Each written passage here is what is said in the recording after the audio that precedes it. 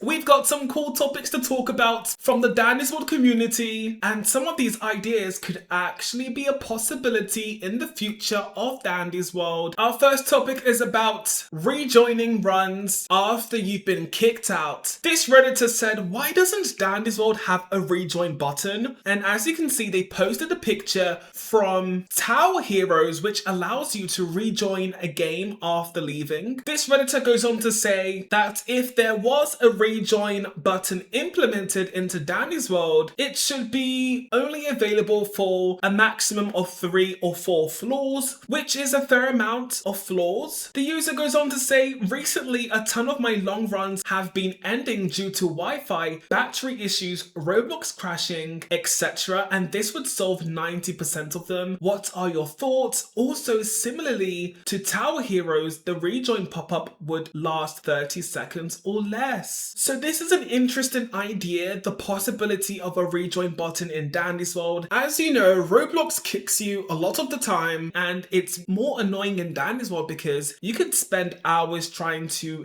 get to a particular floor and then be kicked out of your run with other players still in the run. I think that's the main thing, is that you get kicked out of a Dandy's World run and your friends are still in the run. Maybe you should be able to rejoin that run. Let's see what other Redditors have said. This user said, I'd like a rejoin button. The amount of times I've disconnected from runs is insane. Flavor Frenzy has a rejoin button too, so why not Dandy's World? Ooh, I never knew that. So Flavor Frenzy, which is another game from Blush Crunch Studio, who also made Dandy's World, has a rejoin button. Interesting. So I think that the framework for a rejoin button would still be in the code. So it could be a possibility in the future for Dandy's World to get a rejoin button. This user brings up a very interesting point. They said it might be impossible, especially if you disconnect during panic mode and you can't spawn in the spot you disconnected from, especially since it might take a while to get back, because unlike Tower Heroes, you will never be in the same area. So yes, it does sound very complicated to return to a run that you've been disconnected from whilst other players are in that run. Where is your tune going to spawn? Will the game pause for the other players as you reconnect? Because Dandy's World is quite fast paced. If other players are completing machines and going into the elevator, will you spectate other players whilst you have loaded into the game? And on the next floor, when everybody leaves the elevator, will you spawn in with the other players? That does sound like a good idea. That's what will probably happen if we do get a rejoin button. Our next topic is about the Startime skin pack, the oldest skin pack in Dandy's World. The Startime skin pack was released a very long time ago in October 2024, so nearly 2 years ago. This user on Twitter brought up an interesting point. They said, I'm not sure if this is an unpopular opinion or not, but I feel like the Startime pack is such a wasted potential. Like, I feel if it was made today, the skins would be so much prettier and cooler since the modelers can do so much more now. I wish it was made today. That's an interesting take about the Startime skin pack. I personally feel that the Startime skin pack is awesome. The theme is cool and consistent throughout all of the tunes, and it does seem modern, but I can also see why this user would say that it could also seem outdated compared to some of our newer skins. For example, the Snowtime skin pack has moving textures. But if we compare the Startime skin pack to the Showtime skin pack, and the Showtime skin pack is a more recent skin pack that was introduced into Dandy's World, I would say that the Startime skin pack is more modern, seems more recent compared to the Showtime skin pack. Our next topic is about the journals and titles we have for tunes. We have so many titles to choose from if you've unlocked them. This Twitter user said, what if I had my own title? And this is a Bobbit fan account. Let's take a look at the titles they have made for Bobbit. So the title is called Hard Work, and it's to complete Floor 20 solo as Bobbit. I feel like this title is so on theme because, as you know,